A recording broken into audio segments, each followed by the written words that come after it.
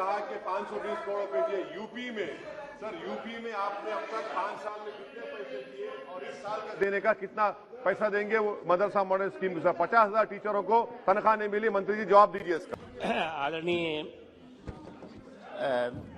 ओवैसी साहब, आपने इस संबंध में एक चिट्ठी भी लिखी थी और इस संबंध में आपका पत्र भी आया।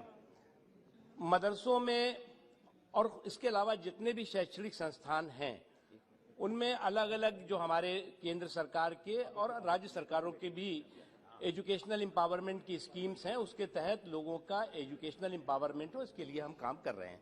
जहां तक सवाल है मदरसों का, अलग अलग मदरसों के बारे में जो ये आप दोनों मित्र हैं? नहीं, आप अलग, आप दोनों मित्र हैं, दोनों मिलकर बात कर लेना। मदरसों का पूछा है उन्होंने, उसमें जो है वो इस देश में जैसा कि आप जानते हैं आप दोनों कि लगभग 28,590 मदरसे हैं जो रजिस्टर्ड हैं और उसमें जो है वो 1,47,000 टीचर्स हैं और इन 1,40,000 टीचर्स के अलावा जो है वो हमने जो अलग अलग स्टेट के मदरसे बोर्ड हैं उन मदरसे बोर्ड और राज्य सरकारों द्वारा जो भी रिकमेंडेशन आती है उस रिकमेंडेशन के आधार पर हमने जो है वो अभी 3-4 दिन पहले ही जो है वो उन राज्यों की जो मांगे थी उसको हमने अप्रूव किया है।